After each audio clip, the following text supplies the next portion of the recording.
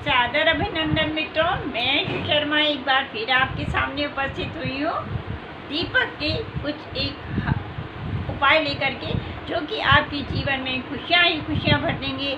आपके जीवन में कष्ट, परेशानियाँ, आपका व्यापार नहीं चल रहा है, आपकी नौकरी नहीं लग रही है, आपका स्वास्थ्य अच्छा नहीं रह रहा है, आपकी कोई भी परेशानी चल रही है, बच्चों का विवाह नहीं हो रहा है या आपका व्यापार अच्छा नहीं चल रहा है, तो हर तरीके की परेशानी, कोर्ट कचहरी से संबंधित मामले भी होंगे तो वो भी आपके सुलझ जाएंगे।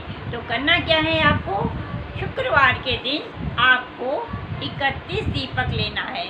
कितने? 31 दीपक लेना है। और 31 दीपक में आपको लंबी वाली बात जो जलाना है, घी के दीपक जलाना है और उसमें लंबी वाली जो है जोत जलाना है, लंबी वाली जोत जलाना है। और एक कलश में, तांबे के लोटे में, कलश में आप कलश भर के रख दीजिएगा और उसके ऊपर आप कुछ लिटिया हो या प्लेट हो वो रख दीजिएगा। और जिसमें आपके पास यदि माता लक्ष्मी की फ़ोटो है, छोटी सी प्रतिमा है, तो वो रख दीजिएगा। और नहीं तो आप चांदी का सिक्का रख दीजिएगा उसके ऊपर, जिसमें कि माता लक्ष्मी का फ़ोटो रहता है। और ये सब फिर जोत जला दीजिएगा। जोत जलाने के बाद में आप माता लक्ष्मी का पूजन करिएगा, आरती करिएगा। 5 पान के पत्ते लेकर के आइएगा। 5 पान के पत्ते के ऊपर आप खीर का भोग लगाइएगा। खीर पहले से बना करके रख लीजिएगा। खीर का भोग 5 पान के पत्ते पे लगाइएगा। इसके बाद आप रात भर के लिए वहाँ पर भगवान से, अपनी लक्ष्मी माता से मनोकामना बोल करके कि धन प्राप्ति में आपकी जो भी अड़चनें आ रही हैं, जो भी आपकी परेशानियाँ चल रही हैं, वो सारी परेशानियाँ दूर हो, ऐसा कह करके आप रात को सो जाइएगा। और वहाँ पर इसकी उनको वैसे ही रखे रहेंगे, ठीक है। दूसरे दिन सुबह आपको 4 बजे उठ जाना है, जल्दी ही उठ जाना है। 4 बजे उठना है और हाथ मुँह धो करके आपको माता लक्ष्मी को वहाँ से उठाना है। और जो जितने भी कमल गट्टे हैं, वो कमल गट्टे को भी उठा लेना है दियों में से। इसके बाद जो जोत हैं, उन जोतों को आपको एक तरफ ले करके, और कहीं जहाँ ऐसी जगह है अपने घर में या गमला हो या तो वहाँ पर आपको छोड़ देना है।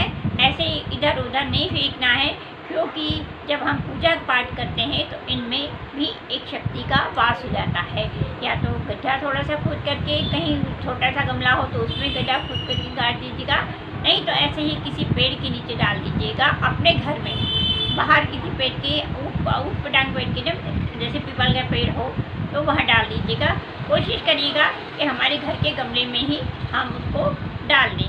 और एक और बात का आप ध्यान रखिएगा कि जब हम माचिस से जो जलाते हैं तो क्या अपन 31 जलाएंगे, तो क्या होता है कि हम माचिस को बुरा नहीं मानते कि मंदिर में रखना, लेकिन जब हम उसको जलाते हैं और रखते हैं तो क्या होता है, जो काली जो चीज़ होती है, काली हो जाती है ना, उसको नेगेटिविटी की चीज़ मानते हैं। तो जब वो जल जाए पूरी, तो वो जो माचिस की जितनी भी तीलियाँ हैं उनको सबको उठा करके बाहर फेंक देना है। अब दूसरा उपाय ये है कि आपके ऊपर बहुत कर्जा हो गया है, बहुत कर्जा हो गया, और वो जो खीर है ना, वो खीर को आप लोग भी प्रसाद स्वरूप ले लीजिएगा और आप और सभी लोगों को भी प्रसाद स्वरूप बांट दीजिएगा। और लक्ष्मी माता की जो प्रतिमा है उसको लाल कपड़े में लपेट करके अपने तिजोरी में रख दीजिएगा या पूजा स्थान पर ही रख दीजिएगा और नित्य रोज उनकी पूजा कीजिएगा। आपकी सारी परेशानियाँ दूर होंगी। अब यदि आपके पास ऊपर कर्जा बहुत हो गया है, कर्जा नहीं उतर रहा है, तो क्या करें, तो आप एक कांच का गिलास लीजिएगा। कांच के गिलास में एक तेज पत्ता डालिएगा। तेज पत्ता डालने के बाद में थोड़ी सी दालचीनी के टुकड़े डाल दीजिएगा और 3 सिक्के लीजिएगा। 3 सिक्के लीजिएगा, चाहे 1 रुपये का हो चाहे 2 रुपये का, 3 सिक्के डाल दीजिएगा। और इसको नॉर्थ दिशा में, उत्तर दिशा में आप 21 दिनों के लिए ऐसा रख दीजिएगा कि वहाँ से उसको कोई हिलाए डुलाए। आप देखेंगे कि आकस्मिक रूप से, अचानक रूप से आपके पास धन आगमन के स्रोत बढ़ गए हैं, आपके पास धन आ गया है, और जिसका भी कर्जा आपके ऊपर है वो आपने वापस कर दिया है और आपका कर्जा उतर गया है। तो मैंने आपको ये 2 उपाय बताए, ये आप लोग ज़रूर करिएगा, इससे आपकी सारी समस्याएं हल होंगी। जय माँ लक्ष्मी। ओम श्री गणेशाय नमः। हर हर महादेव।